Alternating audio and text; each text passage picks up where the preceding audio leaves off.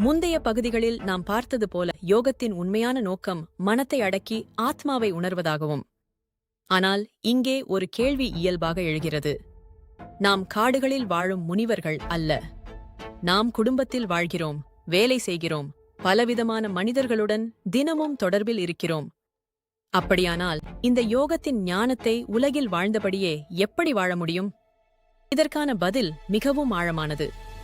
மகான் பாதஞ்சலி யோகம் என்பது உலகத்தை விட்டு ஓடுவதல்ல என்று சொல்கிறார். அது உலகில் வாழ்ந்தபடியே விழிப்புடன் வாழ கற்றுக்கொள்வது. நாம் உலகில் வாழும்போது பலவிதமான மனிதர்களை சந்திக்கிறோம். யாராவது நம்மை பாராட்டுவார்கள், யாராவது நம்மை விமர்சிப்பார்கள், யாராவது நம்மை புரிந்து கொள்வார்கள், யாராவது நம்மை தவறாக புரிந்து கொள்வார்கள். இது வாழ்க்கையின் இயல்பு. முன்பு என்ன நடந்தது?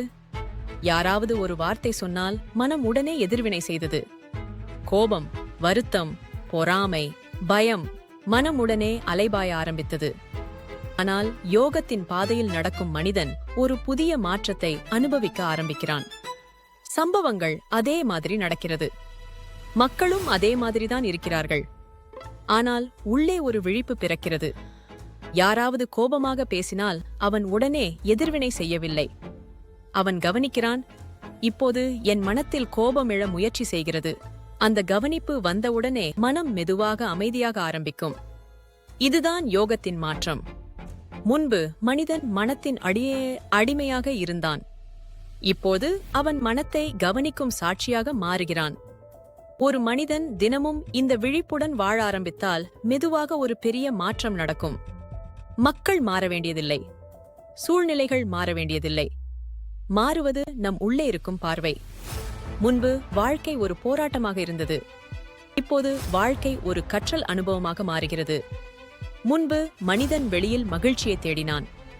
இப்போது அவன் புரிந்து கொள்கிறான், அமைதி வெளியே இல்லை, அது நம் உள்ளேதான் இருக்கிறது.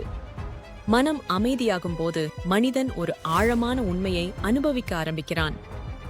நான் இந்த எண்ணங்கள் அல்ல, நான் இந்த உணர்ச்சிகள் அல்ல, நான் இந்த மனம் கூட அல்ல, நான் ஒரு அமைதியான சாட்சியாக இருக்கிறேன். இதுவே பதஞ்சலி யோகத்தின் இறுதி அனுபவம்.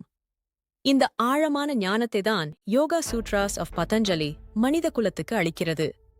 ஆயிரக்கணக்கான ஆண்டுகளுக்கு முன்பு கூறப்பட்ட இந்த ஞானம் இன்றும் மனிதனை மாற்றக்கூடிய சக்தி கொண்டது. மனம் அமைதியாகும் போது வாழ்க்கை முழுவதும் மாறுகிறது. அப்போது மனிதன் பயமில்லாமல் வாழ்கிறான், அழுத்தமில்லாமல் வாழ்கிறான், உள்ளார்ந்த அமைதியுடன் வாழ்கிறான். இதுவே பதஞ்சலி மகரிஷி காட்டிய யோகத்தின் உண்மையான பலன்.